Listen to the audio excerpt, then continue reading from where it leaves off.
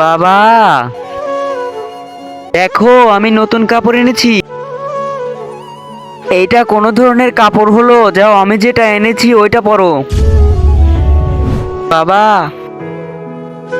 এই তো কত সুন্দর লাগছে তোমায়। বাবা, এটা তো বড় লাগছে। বড় কোথায় বড়? 2 বছর পরও কাপড় ছোট হয়ে যাবে। বাবা, বাবা তোকে তো নায়কের মতো লাগছে। বাবা, এই কাপড় আমি আর পরবো না, এই কাপড় আমার কাছে ভালো লাগে না। তাহলে কি পরবি তুই?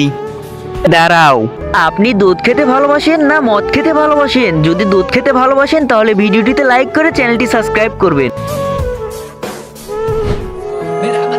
বাবা, এটা হলো আমার স্টাইল। 2025 সালে যদি এমন হয় তাহলে 30 সালে কি হবে?